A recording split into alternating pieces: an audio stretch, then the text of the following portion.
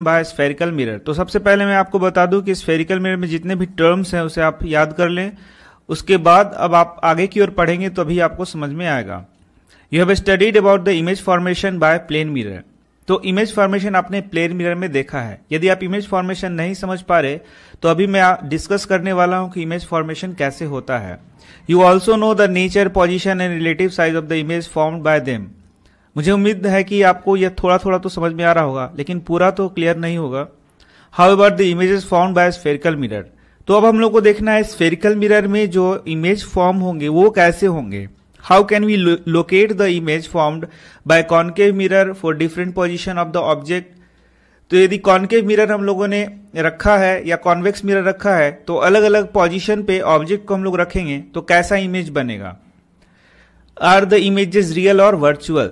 तो यह real image बनेगा फिर वर्चुअल इमेज बनेगा। तो आगे मैं आपको सबसे पहले तो यही बताऊंगा कि रियल इमेज किसे कहते हैं, वर्चुअल इमेज किसे कहते हैं। आर दे इनलार्ज, डिमिनिश्ड और हैव सेम साइज। तो क्या ये बड़े इमेज बनेंगे या फिर बहुत छोटे इमेज बनेंगे या फिर बराबर साइज के इमेज बनेंगे। तो बहुत सारे प्रश्न हैं और बहुत सारा कंफ्यूजन भी है आपका।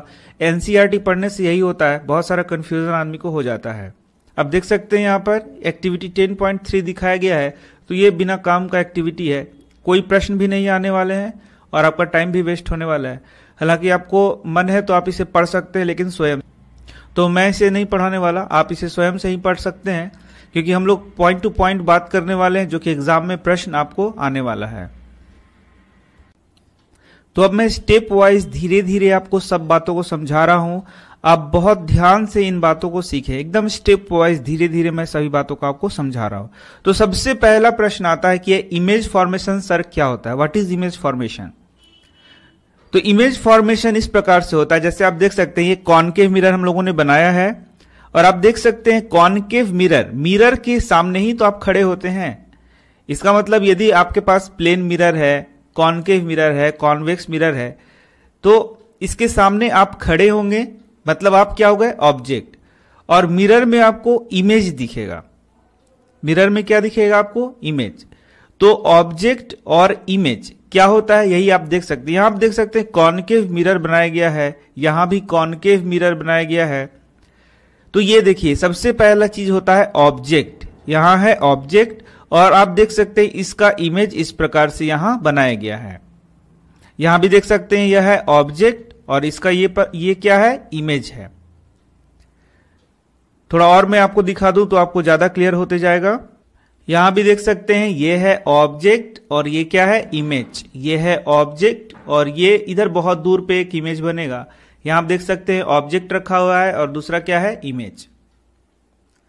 तो इस प्रकार से आप देख सकते हैं ऑब्जेक्ट और इमेज को यहां पर दिखाया गया है कि कैसे ऑब्जेक्ट को रखा जाएगा और कैसे उसका इमेज बनेगा। तो ये तो सबसे पहला मैंने आपको सिखाया कि ऑब्जेक्ट क्या होता है और इमेज क्या होता है। अब एक एक स्टेप हम लोग आगे बढ़ते जाएंगे। तो सबसे पहले मैंने आपको दिखा दिया ऑब्जेक्ट को रखना होता है और उसका इमेज जो बनता है उसे हम लोग देखते हैं।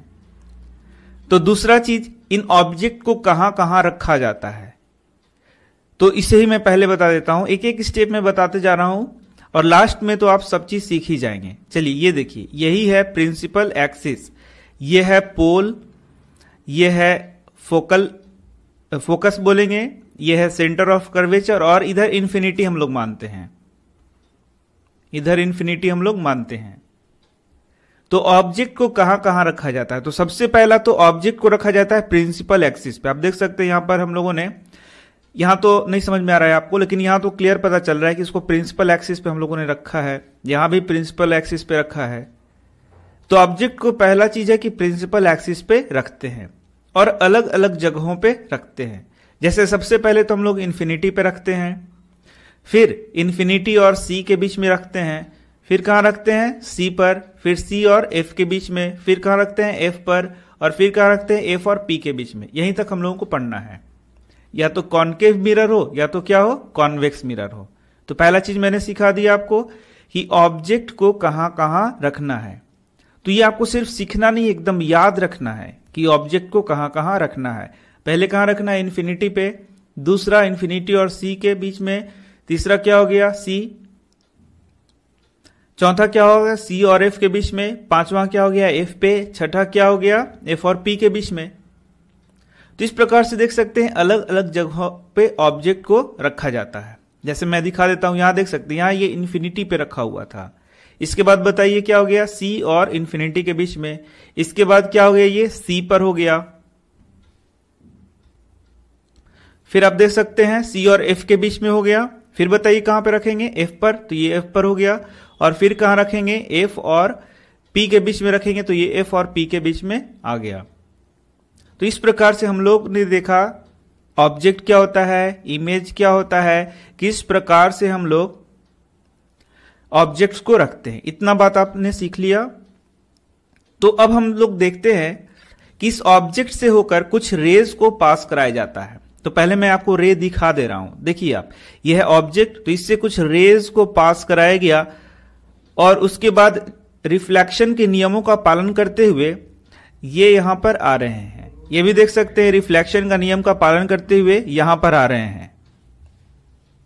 तो आप देख सकते हैं यहां पर ये रेज इस प्रकार से हम लोग यहां पर बना रहे हैं, इसीलिए इसका नाम रे डायग्राम भी होता है। तो इसका मतलब क्या हुआ, हम लोगों ने तीन बात सीख लिया। पहला बात सीख लिया कि ऑब्जेक्ट को इस प्रकार से रखना होता है और उसका इमेज हम लोग को प्राप्त करना है। दूसरा मैंने सिखा दिया कि ऑब्जेक्ट को अलग अलग स्थानों पर रखना होता है। और तीसरा मैंने सिखाया कि इस प्रकार से रेज को आपको पास कराना होता है। लेकिन यहां पर एक और प्रश्न हो गया कि ये रेज जो हम लोग पास करा रहे हैं तो वो किन नियमों का फॉलो करेंगे और कितने प्रकार के रेज को हम लोग को पास कराना है। तो चलिए यह हम लोग आप सीखते हैं। तो आप देख सकते हैं रे डायग्राम बनाने के लिए जो सबसे पहला रे हम लोग यूज करते हैं वह होता है प्रिंसिपल एक्सिस के पैरेलल। आप देख सकते हैं यही है प्रिंसिपल एक्सिस। तो सबसे पहला रे गुजारा जाता है प्रिंसिपल एक्सिस के पैरेलल, और जो रे प्रिंसिपल एक्सिस के पैरेलल गुजारा जाता है वह एफ से होके गुजरता है। तो सबसे पहला क्या हो गया, जो रे प्रिंसिपल एक्सिस के पैरेलल गुजारा जाएगा वो किससे गुजरेगा, एफ से। जैसे कि ये देखिए पैरेलल हुआ तो किससे गुजर रहा है, एफ से। तो ये पहला रे है जो कि आपको बनाना होता है। दूसरा, यदि कोई रे एफ से जा रहा है तो वह पैरेलल होता है। ये देखिए ये क्या हो जाएगा, पैरेलल। यदि कोई रे एफ से गया तो वो क्या हो जाएगा, पैरेलल। यदि कोई रे एफ से गया, एफ से, तो ये हो जाएगा पैरेलल। ये दो हो गया। तीसरा, यदि कोई रे सी से जा रहा है तो वापस सी से होकर ही रिफ्लेक्ट हो जाएगा। और चौथा, यदि कोई रे पी पर जा रहा है तो यहां जितना आई होगा उसी के बराबर आर का मान लेते हुए यह बाहर निकल जाएगा। तो मैंने दिखाया आपको, फिर से मैं कोशिश कर रहा हूं ड्रा करने का। देखिए सबसे पहला क्या हो गया, प्रिंसिपल एक्सिस के पैरेलल गया तो वो एफ से गुजरेगा। ये हो गया पहला, एफ से। दूसरा, यदि कोई एफ से गुजर रहा, अब यदि कोई रे एफ से जा रहा है, ये देखिए एफ से जा रहा है तो यह क्या हो गया, पैरेलल होगा। तीसरा, यदि कोई सी से जा रहा है तो वापस सी से ही जाएगा, ये इस प्रकार से। और चौथा, यदि पी पे जाता है तो आई बराबर आर बनाते हुए यह निकल जाएगा। तो इन्हीं रेज का हम लोग यूज करते हैं रे डायग्राम को बनाने के लिए।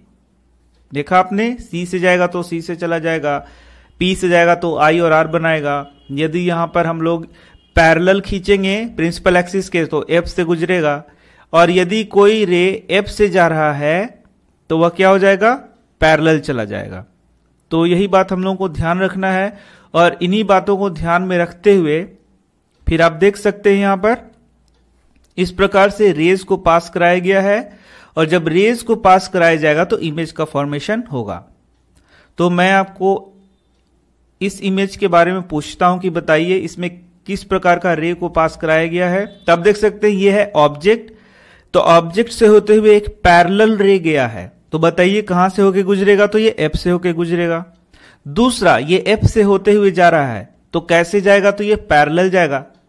और इसके बाद आप देख सकते हैं यहां पर ये कट रहा है, मीट कर रहा है, और उस प्रकार से एक इमेज का फॉर्मेशन होता है। तो आप देख सकते हैं ये जो रेज है जब ऑब्जेक्ट से होते हुए जा रहे हैं और रिफ्लेक्ट कर रहे हैं किस चीज से, मिरर से, तो किसी एक पॉइंट पर मीट कर रहे हैं। एक्चुअली ये मिल रहा है। यहां भी देख सकते हैं आप, ये रेज गया तो यहां पर ये मिल रहा है। यहां पर ऑब्जेक्ट बहुत दूर इन्फिनिटी पे है, तो वहां से ये रेज आ रहा है, तो आप देख सकते हैं एफ पर ये क्या हो रहा है, मिल रहा है। तो इमेज यहां पर कहां बना, एफ पर। यहां पर इमेज देख सकते हैं आप एफ और सी के बीच में बन रहा है, और यहां इमेज देख सकते हैं आप कहां बन रहा है, सी पर। तो ये भी याद करना होता है, मैं इस सब चीज को बताऊंगा, अभी तो मैं छोटा छोटा बात आपको बताने वाला हूं। तो इस प्रकार से जो इमेज बनता है उसी को हम लोग बोलते हैं रियल इमेज। जो रेज के एक्चुअली कटने से बनता है, एक्चुअली में ये कट रहा है, यहां पे आपको इमेजिनरी नहीं काटना है, उस प्रकार से जो इमेज बनता है उसको हम लोग क्या बोलते हैं, रियल इमेज। तो आप देख सकते हैं यहां पर रियल इमेज, यह भी क्या है, एक रियल इमेज जिसका सिर नीचे की ओर है। यह भी क्या है, रियल इमेज जिसका सिर क्या है, नीचे की ओर। यह भी क्या है, रियल इमेज जिसका सिर क्या है, नीचे की ओर। यह देखिए, यह व्यक्ति है जिसका इस प्रकार से मुंह है, लेकिन जब ये अपना चेहरा को यहां देख रहा है तो इसका चेहरा क्या दिख रहा है, उल्टा दिख रहा है। तो इस प्रकार के इमेज को हम लोग बोलते हैं रियल इमेज। क्या बोलते हैं, रियल इमेज, जो कि एक्चुअली रे के कटने के कारण बन रहा है। और साथ ही साथ इसे हम लोग बोलते हैं इनवर्टेड। तो अब आप समझ रहे होंगे कि रियल इमेज किसे कहते हैं और रियल इमेज क्या होते हैं, इन्वर्टेड। आप खुद ही देख सकते हैं यहां पर जितने भी इमेज हैं सब क्या है, इन्वर्टेड है। और भी मैं दिखा देता हूं आपको। तो सबसे पहले तो आप बताइए रियल इमेज है या नहीं। हाँ, ये रियल इमेज है। क्यों, क्योंकि अब जान रहे हैं आप कि ऑब्जेक्ट रखा हुआ है, ऑब्जेक्ट से रेज पास कराते हैं, रेज पास कराने के बाद यदि वो एक्चुअली में कहीं कट रहा है और उससे इमेज बन रहा है, उसे हम लोग बोलते हैं रियल इमेज। इसका मतलब ये वाला क्या है, रियल इमेज है। तो बताइए यह इन्वर्टेड है कि कैसा है, तो हाँ ये इन्वर्टेड है। इसके बाद आप देख सकते हैं यहां भी एक रियल इमेज ही बन रहा है, और इसका इमेज बहुत दूर बन रहा है और बहुत बड़ा भी बन रहा है, और ये भी कैसा बन रहा है, इन्वर्टेड ही बन रहा है। तो यदि आपको मेरी बातें समझ में आ रही होंगी तो आप इसका आंसर आप जरूर कर सकते हैं। तो थोड़ा बताइए, ये जो पैरेलल गया यहां से लाइन और इस प्रकार से आया, तो ये ऑब्जेक्ट रखा हुआ है और इसका ये इमेज बन रहा है। तो पहले आपको यह बताना है यह रियल है या वर्चुअल है। तो यह है वर्चुअल इमेज, क्योंकि एक्चुअली में ये रेज यहां पर नहीं आ रहे हैं, यहां पे हम लोग जबरदस्ती इसको क्या कर रहे हैं, मिला रहे हैं। वर्चुअल है मतलब इमेजिनरी लाइंस यहां पे हम लोगों ने लाया और फिर इसको हम लोगों ने मिलाया। तो इस प्रकार का जो इमेज बनता है जिसमें एक्चुअली में ये रेज आपस में नहीं कटते हैं, उन्हें हम लोग क्या बोलते हैं, वर्चुअल इमेज। तो आप देख सकते हैं यहां पर ये वर्चुअल इमेज का फॉर्मेशन हो रहा है। और वर्चुअल इमेज आप बताइए कि कैसा है, तो आप देखेंगे कि वर्चुअल इमेज क्या है, इरेक्ट है। तो यदि एक्चुअली रेस के कटने से जो इमेज बनता है उसे हम लोग क्या बोलते हैं, रियल। और जो लाइन को इमेजिन करके बनाया, रेस को इमेजिन करके बनाया गया है, उसे हम लोग क्या बोलते हैं, वर्चुअल, इमेजिनरी। रियल कैसा होता है, इन्वर्टेड होता है, और जो वर्चुअल होता है वो कैसा होता है, इरेक्ट होता है। तो यहीं से आपका एक प्रश्न आता है, what is the difference between real image and virtual image. तो आप देख सकते हैं यह है रियल इमेज और ये क्या है, वर्चुअल इमेज। एक्चुअली में ये इंटरसेक्ट करता है रेस तो बन जाएंगे रियल इमेज, और इमेजिनरी बनता है तो ये क्या बन जाएगा, वर्चुअल इमेज। दूसरा, यह क्या होता है आपका, इन्वर्टेड होगा, और यह क्या होगा आपका, इरेक्ट होगा। एक पॉइंट जो आपको याद कर लेना, इसको स्क्रीन पर प्राप्त किया जा सकता है और इसको स्क्रीन पे प्राप्त नहीं किया जा सकता है। A virtual image can not be obtained on a screen. Virtual को हम लोग स्क्रीन पे प्राप्त नहीं कर सकते क्योंकि एक्चुअली में यहां नहीं कटता है, और रियल इमेज को हम लोग एक्चुअली में स्क्रीन पर प्राप्त कर सकते हैं क्योंकि एक्चुअली ये क्या होता है, कटता है। तो ये था आपका डिफरेंस रियल इमेज और वर्चुअल इमेज का। तो अब आप ऑब्जेक्ट समझ गए, इमेज समझ गए और बहुत सारे बात आप समझ गए हैं। तो अब देखिए यह है ऑब्जेक्ट और ये क्या है, इमेज। तो अब बताइए कि इसका साइज पे यदि हम लोग आते हैं तो ये है ऑब्जेक्ट का साइज और ये क्या है, इमेज का साइज। तो आप देख सकते हैं ऑब्जेक्ट का साइज क्या है, बड़ा है, और इमेज का साइज क्या है, छोटा है। यहां पर देखें कि ऑब्जेक्ट का साइज और इमेज का साइज क्या है, बराबर है। तो इस प्रकार से आप देख सकते हैं कि कॉनकेव मिरर में जो ऑब्जेक्ट का जो इमेज का साइज है वह छोटा भी हो सकता है, बड़ा भी हो सकता है, बहुत बड़ा भी हो सकता है। इस प्रकार से आप देख सकते हैं, यहां पर भी मैं दिखा रहा हूं आपको। इस कंडीशन में आप देखेंगे तो इस ऑब्जेक्ट का इमेज बहुत बड़ा हो सकता है। तो यही सब बातें आपको याद करके रखनी है। जब हम लोग रे डायग्राम पढ़ेंगे अपने नेक्स्ट वीडियो में, तो इन सभी बातों को आपको याद करके रखना है एक साथ, ताकि आपको एग्जाम में कोई भी प्रॉब्लम ना हो। तो जैसा मैंने शुरू में ही आपको बताया है कि एनसीईआरटी से लाइट चैप्टर समझना बहुत ही मुश्किल होता है, तो मैं आपको अलग से भी समझा ही रहा हूं। तो यहां पर भी कुछ खास बातें नहीं लिखी गई हैं, और आप देख सकते हैं ये जो मैंने आपको शुरू में बताया कि ऑब्जेक्ट को कहां कहां रखना है और फिर इमेज कहां कहां बनेगा, इसको और डिटेल में हम लोग पढ़ेंगे। और ये सिर्फ पढ़ने का चीज नहीं, इसको आपको याद रखना है। से संबंधित बहुत सारी बातें आपको बताई थी। मैंने बताया था कि किस प्रकार एक ऑब्जेक्ट है उसका इमेज हम लोग बना सकते हैं। मैंने यह भी बताया था कि किस प्रकार से रेज को पास कराया जाता है, और इसके बाद जहां पर पॉइंट ऑफ इंटरसेक्शन होता है वहीं पर इमेज का फॉर्मेशन होता है। तो आप देख सकते हैं यहां पर 4 प्रकार की रेज को मैंने आपको बताया था कि 4 प्रकार की रेज को हम लोग गुजारते हैं। तो ये देख सकते हैं, सबसे पहला रे था वह पैरेलल था, जो कि एफ से होकर गुजरता है। दूसरा जो एफ से गुजरता है वह पैरेलल होता है। तीसरा मैंने बताया था जो सी से होके जाता है वापस सी से होके ही आता है। और चौथा मैंने पी से जो रे जाता है उसके बारे में बताया था कि यह आई बराबर आर होते हुए निकलता है। तो इस प्रकार से मैंने रेस के बारे में आपको बताया था। तो चलिए अब हम लोग एनसीईआरटी की ओर चलते हैं और देखते हैं कि वहां पर क्या क्या बातों को लिखा गया है। Representation of images found by spherical mirror using रे डायग्राम्स। तो रे डायग्राम का यूज करते हुए स्फेरिकल मिरर में कैसे इमेज को हम लोग रिप्रेजेंट करते हैं, कैसे इमेज को बनाते हैं, वही यहां पर दिखाया गया है। तो यह आपको 2 प्रकार से पढ़ना है। पहले इमेज को हम लोगों को कॉन्केव मिरर में पढ़ना है, फिर इमेज किस प्रकार से कॉन्वेक्स मिरर में बनता है यह पढ़ना है। तो वह मैं आपको आगे की वीडियो में पढ़ाने वाला हूं। तो इस वीडियो में हम लोग देखते हैं कि और क्या क्या बात यहाँ एनसीईआरटी में लिखा गया है। We can also study the formation of image by spherical mirror by drawing ray diagrams. तो रे डायग्राम को ड्रा करके, जैसे मैंने बताया कि इमेज कैसे कैसे बनता है, यह हम लोगों को पढ़ना है।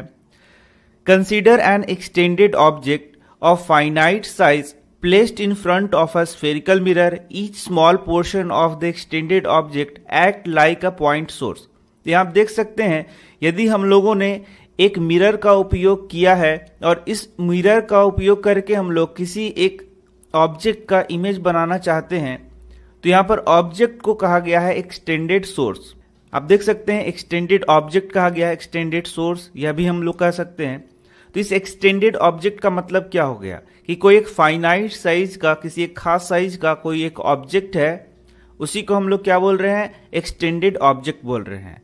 और एक्सटेंडेड ऑब्जेक्ट बोलने का क्या मतलब है, यह छोटे छोटे छोटे छोटे पॉइंट से मिलके बना हुआ है।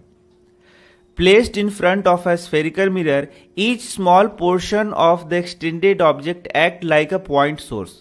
मतलब कहने का मतलब यह है कि यदि आप यहां पर एक एक्सटेंडेड सोर्स आपने रखा है, तो यहां पर आप देखेंगे कि यह बहुत सारे पॉइंट सोर्स का, ये देखिए ये पॉइंट सोर्स का ये क्या है, एक कंपाइलेशन, इस प्रकार से आप बोल सकते हैं। मतलब प्रत्येक पॉइंट से यहां पर रेज आ रहे हैं और इसके बाद फिर ये रिफ्लेक्ट हो रहे हैं रिफ्लेक्शन के लॉ को पालन करते हुए, और उसके बाद क्या बन रहा है, इमेज बन रहा है। मतलब ये जो एक्सटेंडेड सोर्स हो गया, एक्सटेंडेड ऑब्जेक्ट हो गया, यह किस चीज से मिलकर बना हुआ है, पॉइंट सोर्स से बना हुआ है। किस चीज से मिलकर बना हुआ है, पॉइंट सोर्स से। कि जब हम लोगों को इमेज बनाना है तो प्रत्येक पॉइंट सोर्स से फिर रे को गुजारना होगा, फिर रे जिस प्रकार से रिफ्लेक्ट हो, फिर जहां पर वो कटेगा वहां पर इमेज बनेगा। तो यह क्या संभव है, नहीं, ऐसा तो संभव नहीं है। However, it is more convenient to consider only 2 rays. तो कन्वीनियंट ज्यादा है, क्या है कि हम लोग सिर्फ 2 रेज को ही यहां पास कराएं for the sake of clarity of the रे diagram. These rays are so chosen that it is easy to know their directions after reflection from the mirror. और ये 2 रेज को भी हम लोग को इस प्रकार से गुजारना है कि इसके डायरेक्शन को हम लोग पहले से ही जाने और जब ये टू रेज को गुजारेंगे तो कहीं ना कहीं कटेंगे या कहीं कटते हुए प्रतीत होंगे, तो वहीं पे इमेज का फॉर्मेशन होता है। An infinite number of rays originated from each of this point. तो यह मैंने आपको अभी बताया कि एक यदि एक्सटेंडेड ऑब्जेक्ट है तो यहां से infinite number of rays originate होंगे। An infinite number of rays originated from each of this point. तो यदि इनफाइनाइट रेज यहां से ओरिजिनेट होते हैं तो क्या उनको रे डायग्राम में बनाया जा सकता है? नहीं। तो उसी के लिए यहां पर बताया गया है कि सिर्फ दो रेज हम लोग यहां पर गुजार सकते हैं। To construct the ray diagrams in order to locate the image of an object and arbitrary large number of rays emanating from a point could be considered. तो आप देख सकते हैं एक एक्सटेंडेड ऑब्जेक्ट है, उसका यदि इमेज हम लोगों को बनाना है तो लार्ज नंबर ऑफ रेज को हम लोग कंसीडर कर सकते, लेकिन हम लोग यहाँ पर कितने सारे रेज को ले रहे हैं? सिर्फ दो रेज को एक साथ ले रहे हैं और उसके साथ ही हम लोग इमेज का फॉर्मेशन करते हैं। The intersection of at least to reflected raise give the position of image of a point object. Any two of the following raise can be considered for locating the image. तो आप देख सकते हैं यहाँ पर कोई भी दो रेज का हम लोग उपयोग कर रहे हैं और उसका उपयोग करके हम लोग रे डायग्राम को बनाते हैं। तो आप जैसा कि देख सकते हैं यहां पर ये जो पहला रे हम लोगों ने पहले ही पढ़ लिया है, अरे parallel to the principal axis after reflection will pass through the principal focus in case of a concave mirror और appear to diverge from the principal focus in case of a convex mirror. तो आप देख सकते हैं ये जो parallel raise है वह कन्वर्ज होकर कहां से गुजरेगा? एफ से गुजरेगा। मतलब जो हम लोगों ने पहला रे पास कराया था यदि वह पैरेलल होगा तो एफ से होकर जाएगा, और यहां भी देख सकते हैं यदि ये पैरेलल है तो एफ से जाते हुए प्रतीत होता है। तो ये मैंने आपको पहले ही बता दिया है। दूसरा आप देख सकते हैं यदि यह एफ से होकर गुजर रहा है तो यह प्रिंसिपल एक्सिस के पैरेलल होता है। यहां भी देख सकते हैं यदि यह एफ से होके गुजर रहा है, देखिए यहां पर एफ से होके ये गुजर तो नहीं रहा, गुजरता हुआ प्रतीत हो रहा है, तो यह फिर प्रिंसिपल एक्सिस के पैरेलल होके जाएगा। तीसरा मैंने बता दिया था यदि ये सी से होके जाता है तो वापस सी से ही रिफ्लेक्ट हो जाता है। यहां भी आप देख सकते हैं यदि ये सी की ओर जा रहा है तो वापस इधर ही से रिफ्लेक्ट हो जा रहा है। तो यहां आप देख सकते हैं the light rays come back along the same path because the incident rays fall on the mirror along the normal to the reflecting surface. तो आप देख सकते हैं जो the light rays come back along the same path, light rays same path में वापस चले जाता है। ऐसा इसलिए होता है बिकॉज द इंसिडेंट रे, ये जो इंसिडेंट रे है, fall on the mirror along the normal to the reflecting surface. ये जो रिफ्लेक्टिंग सरफेस है उसके अलोंग ये जो नॉर्मल है वह वैसा ही बिहेव करता है कि ये नॉर्मल से आया और नॉर्मल से ही चला गया। तो यहां से आपका एक प्रश्न आता है कि क्यों यह उसी पाथ से आया और उसी पाथ से चला गया? क्योंकि यहां यह रिफ्लेक्टिंग सरफेस के अलोंग एक नॉर्मल की तरह बिहेव कर रहा है, तो नॉर्मल से आया और नॉर्मल से ही चला गया। इसके बाद जैसे मैंने आपको बताया था यदि ये पी से होकर गुजरता है तो आई बराबर आर लॉ ऑफ रिफ्लेक्शन का पालन करते हुए यह निकल जाता है। तो ये सारी बातें मैंने आपको बता दी हैं, यहां पर सिर्फ वही लिखा हुआ है और भी कुछ बात नहीं लिखी गई है। Remember that in all the above cases, the law of reflection are followed. तो यहां जितने भी केस मैंने बताया उसमें लॉ ऑफ रिफ्लेक्शन का क्या किया जाएगा? पालन किया जाएगा। At the point of incidence, the incident ray is reflected in such a way that the angle of reflection equals to angle of incidence. तो यही लॉ ऑफ रिफ्लेक्शन मैंने आपको पहले भी बताया है। इसी का पालन करते हुए कोई भी यहां पर रे को हम लोग पास कराते हैं। तो आपने देखा कि ये जो चार प्रकार के रेज हम लोगों ने पढ़े, इन्हीं में से किन्हीं दो को उपयोग करते हैं हम लोग रे डायग्राम को बनाने के लिए। तो आगे मैं आपको रे डायग्राम सिखाने वाला हूं। यदि आप इस रे डायग्राम को अच्छे प्रकार से सीख लें तो आप न्यूमेरिकल को आसानी से बना सकते हैं। जैसा कि मैंने बताया कि इसमें जितने सारे कंडीशंस हैं उनको आपको याद रखना है। ये हम देखते हैं image formation bye concave mirror. तो हम लोगों को इमेज फॉर्मेशन कॉनकेव मिरर और कॉन्वेक्स मिरर में अलग अलग पढ़ना है। तो अभी हम लोग जो image formation bye concave mirror पढ़ने वाले हैं वह बहुत ही इंपॉर्टेंट टॉपिक है, क्योंकि यह एक बेस है जिसके द्वारा आप आगे सारे न्यूमेरिकल को बना सकते हैं और साथ ही साथ इससे भी बहुत सारे प्रश्न पूछे जाते हैं। यदि आप इसको अच्छे प्रकार से समझ जाते हैं तो फिर लेंस भी आपको बहुत आसान पड़ेगा पढ़ने में। तो आइए हम लोग देखते हैं कि आखिर ये कॉनकेव मिरर में कैसे कैसे इमेज का फॉर्मेशन होता है। तो मैं आपको इसको स्टेप वाइज बताते चला जाता हूँ, तो आप देखें स्टेप वाइज इसको सीखते जाएं। तो इसके पहले के वीडियो में मैंने आपको हर एक टर्म्स को यहाँ समझाया है, किस प्रकार से ये प्रिंसिपल एक्सिस है, इसी प्रिंसिपल एक्सिस पर ऑब्जेक्ट को रखा जाता है और ऑब्जेक्ट से कुछ रेज पास कराए जाते हैं। उस रेज पास कराने पर यह रेज जो है सो कहीं पर कटते हैं या कटते हुए प्रतीत होते हैं और इमेज का फॉर्मेशन होता है। इसके बाद मैंने आपको बताया कि कैसे किसी ऑब्जेक्ट के इमेज का फॉर्मेशन अलग अलग प्रकार से होता है। जैसे कि आप देख सकते हैं यहाँ पर इन्वर्टेड इमेज है और यहाँ पर यह रियल इमेज है और इन्वर्टेड इमेज है, यहाँ पर वर्चुअल इमेज है और इरेक्ट इमेज है। ये सभी चीज़ों के बारे में मैंने आपको पीछे के वीडियो में बताया है। तो कुल मिला के आपको ये जो 6 दिख रहे हैं यहाँ पर इमेज फॉर्मेशन, इनको सिर्फ समझना ही नहीं है बल्कि इसको याद भी करना है। यदि आप इन्हें याद कर लेते हैं तो आपको कोई भी न्यूमेरिकल में नहीं प्रॉब्लम होता है और साथ ही साथ आपको जो भी लेंस है उससे भी बहुत सारे लेंस को भी बहुत आसानी से समझ पाएंगे। और एक और ख़ास बात, इसी का उपयोग करके हम लोग न्यूमेरिकल्स को भी सॉल्व कर सकते हैं। यदि इसकी जानकारी आपको ना हो, यदि ये आपको पोजीशंस याद ना हो, तो आप न्यूमेरिकल नहीं बना सकते हैं। तो मुख्य चीज जो कि इसमें याद करना है वह मैं आपको बता रहा हूं। तो मुख्य चीज इसमें याद करना है पोजीशन को, कि आप ऑब्जेक्ट को कहां कहां रखेंगे और इमेज कहां कहां बनेगा। सबसे पहला यही आपको याद रखना है कि ऑब्जेक्ट आपने कहां कहां रखा है और उसका इमेज कहां कहां बन रहा है। तो इसके पहले की वीडियो में मैंने आपको बताया था कि अलग अलग जगह पे हम लोग ऑब्जेक्ट को रखते हैं और फिर उसका इमेज फॉर्मेशन का स्टडी करते हैं। तो जैसे आप देख सकते हैं हम लोग कॉनकेव मिरर पढ़ रहे हैं, तो यहाँ पे मैंने कॉनकेव मिरर बनाया है। तो आप देख सकते हैं इसका ये है F और ये क्या है C और ये इन्फिनिटी है, इधर बहुत दूरी पे क्या है इसका इन्फिनिटी। तो मैंने आपको सबसे पहले सिखाया था कि ऑब्जेक्ट को कहाँ कहाँ रखना है।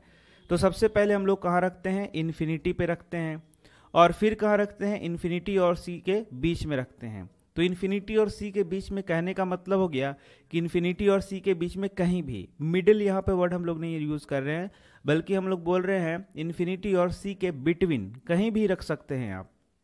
फिर इसके बाद हम लोगों ने ऑब्जेक्ट कहाँ रखना है, तो हम लोगों को C पर रखना है।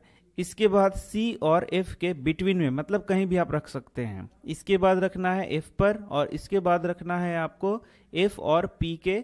तो आप देख सकते हैं यही सब पोजीशन मैंने यहाँ पे बताया है। तो आप देख सकते हैं सबसे पहला कहाँ रखा है, इन्फिनिटी। तो यह देखिए यहाँ पर इन्फिनिटी पर रखा हुआ है। दूसरा कहाँ रखा है, इन्फिनिटी और C के बीच में, मतलब इसके इन बिटवीन। तो आप देख सकते हैं C और इन्फिनिटी के यहाँ बीच में रखा हुआ है। मिडिल में नहीं बोलेंगे बल्कि बोलेंगे कि इन बिटवीन रखा हुआ है। इसी को हम लोग बियॉन्ड C भी पढ़ते हैं। इसके बाद कहाँ रखना है, C पर रखना है। इसके बाद कहाँ रखना है, C और F के बीच में रखना है। इसके बाद कहाँ रखना है, F पर। तो आप देख सकते हैं F पे रखा गया है और इसके बाद F और P के बीच में कहीं भी आप रख सकते हैं। तो ये था ऑब्जेक्ट का पोजीशन। सबसे पहले आपको ऑब्जेक्ट का पोजीशन याद कर लेना है। यदि आपने ऑब्जेक्ट का पोजीशन याद कर लिया तो उसके बाद हम लोग बढ़ते हैं कि यदि ऑब्जेक्ट को इन अलग अलग स्थानों पर रखा जाता है तो इमेज कहाँ बनेगा। तो सबसे पहले चलिए हम लोग बढ़ते हैं इन्फिनिटी पे। तो आप देखें कि जब इन्फिनिटी पे रखा गया है तो F पे बन रहा है। ध्यान से इसी को देखना भी है और आपको समझना भी है कि यदि इन्फिनिटी पे रखा गया है तो इमेज कहाँ बन रहा है, F पे। और जब इन्फिनिटी और C के बिटवीन में रखा गया है तो आप देख सकते हैं तो ये F और C के बीच में बन रहा है। फिर आप देखें कि यदि C पर रखा गया है तो कहाँ बन रहा है, C पर। और फिर ऑब्जेक्ट को यदि C और F के बिटवीन में रखेंगे तो यह C के बाद बन रहा है। फिर आप F पर रखेंगे तो यह क्या बन रहा है, इन्फिनिटी पर बन रहा है।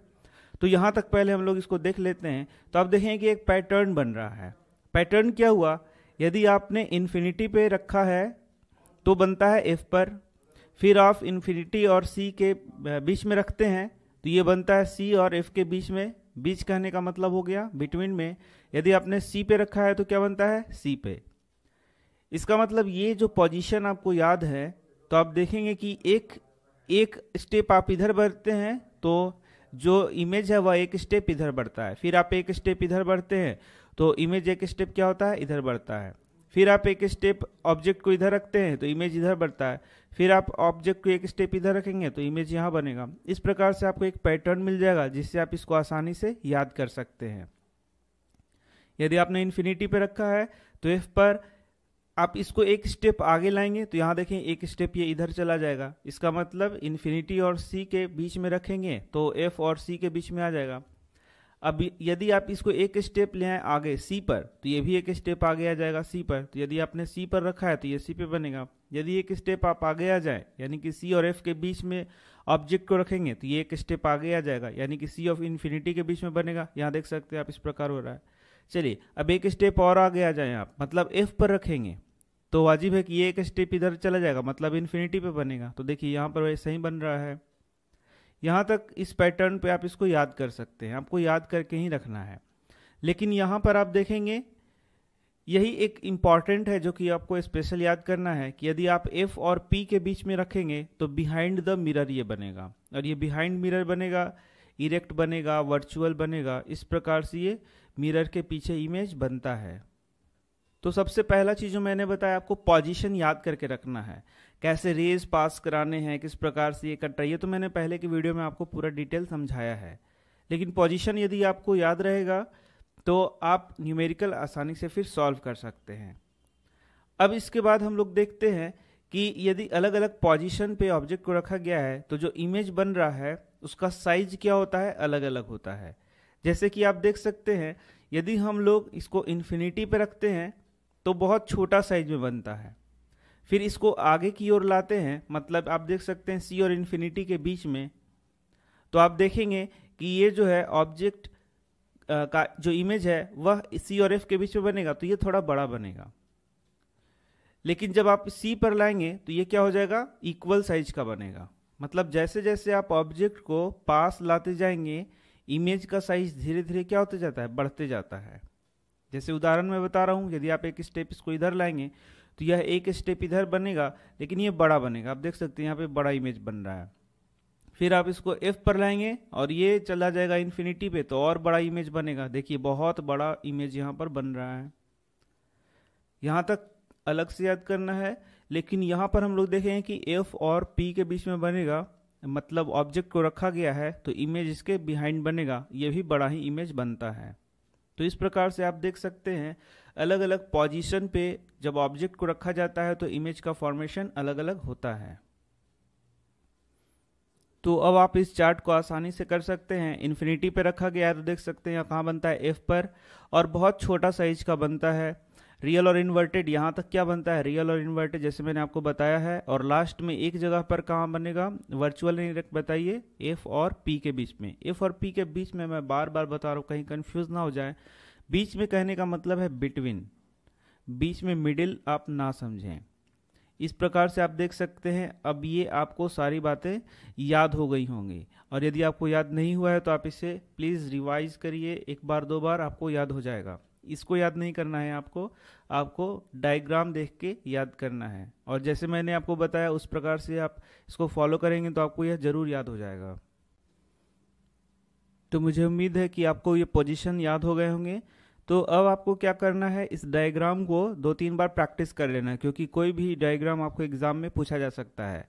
इन सभी में यह बहुत इंपॉर्टेंट है जिसको आप अच्छा से प्रैक्टिस कर लें, क्योंकि ये बार बार एग्जाम में पूछा जाता है। तो आप देख सकते हैं यूज ऑफ हम लोगों को कॉनकेव मिरर पढ़ना है। इसके पहले ये एक्टिविटी है, तो ये एक्टिविटी इसी डायग्राम से रिलेटेड था, कोई खास एक्टिविटी नहीं है। फिगर 10.7 आप देख सकते हैं, इसी को आपको याद करना है। मैंने आपको जैसे बताया है फिजिक्स के लाइट चैप्टर का एक्टिविटी कोई खास मायने नहीं रखता, इससे कोई एग्जाम में प्रश्न भी नहीं पूछे जाते हैं। और ये जो मैंने बताया बस आपको यही याद करके रखना है। Use of concave mirrors. Concave mirrors are commonly used in torches. इसको हम लोग किस में यूज करते हैं, टॉर्चेज में। आपने देखा होगा किस प्रकार से टॉर्च में बल्ब लगा होता है, तो यहाँ पर इस प्रकार से लाइट को पैरेलल बीम प्राप्त करने के लिए हम लोग इसका यूज करते हैं। सर्च लाइट में यूज कर सकते हैं, गाड़ी के हेडलाइट में यूज कर सकते हैं। इस प्रकार से इसका यूज होता है। They are often used as shaving mirrors to see a large image of the face. तो यहाँ यह बहुत इंपॉर्टेंट प्रश्न है, क्योंकि बहुत बार यह बच्चे गलत कर देते हैं। शेविंग मिरर में आपको लगता है कि प्लेन मिरर का यूज़ होता है, लेकिन शेविंग मिरर में बेसिकली प्लेन मिरर का यूज़ नहीं होता बल्कि कॉन्केव मिरर का यूज़ होता है। The dentist use concave mirrors to see large images of the teeth of patients. Large concave mirrors are used to concentrate sunlight to produce heat in solar furnace. तो solar furnace हो गया या फिर dentist के द्वारा जो mirror होता है वहाँ भी हम लोग कॉन्केव मिरर का ही यूज़ करते हैं। Image formation by convex mirror. Convex mirror में इमेज का फॉर्मेशन कैसे कैसे होता है। We studied the image formation by concave mirror. Now we shall study the formation of image by convex mirror. इसके पहले के वीडियो में हम लोगों ने कॉन्केव मिरर में किस प्रकार से इमेज का फॉर्मेशन होता है वह पढ़ा था, और अब हम पढ़ने वाले हैं कॉन्वेक्स मिरर में इमेज कैसे कैसे बनता है उसको। तो जैसा कि मैंने आपको पहले ही बताया है कि ये जो इमेज फॉर्मेशन है इसको आपको याद करके रखना है। यह बेस है इस चैप्टर का। पूरे चैप्टर में आपको बस यही याद करना है मुख्य रूप से, जिससे कि ज़्यादातर प्रश्न पूछे जाते हैं और इसी से आपको न्यूमेरिकल सॉल्व होगा, इसी से आपको लेंस भी समझ में आएगा। इसी कारण से आप इसे बड़ा ध्यान से समझें। यदि आपने कभी न्यूमेरिकल में कुछ गलतियां भी कर दी हैं तो यदि आपको ये पोजीशंस और सारी चीज़ें याद है तो आप उसको सुधार भी सकते हैं। ये मैं आपको आगे बताऊंगा। तो आप देख सकते हैं यहाँ आपको एक एक्टिविटी दिखाया गया है। यह भी कोई काम का नहीं है, इससे भी एग्जाम में कोई प्रश्न नहीं पूछे जाते हैं।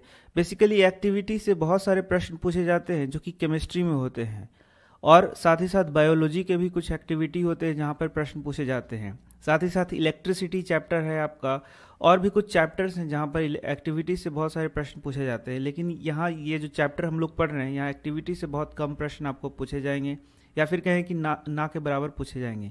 इसलिए मैं बार बार आपको बताता हूँ कि ये एक्टिविटी आप स्वयं ही पढ़ लें। तो इस एक्टिविटी में कुछ खास आपको करना नहीं है। जो हम लोगों ने शुरू में किया था, एक चम्मच हम लोगों ने लिया था और देखा था कि इस चम्मच में दो सरफेस हैं, एक है कॉन्केव सरफेस और एक क्या है कॉन्वेक्स सरफेस। तो अभी चम्मच को तो आपको नहीं लेना है, आपको सीधे सीधा एक कॉन्वेक्स मिरर ले लेना है।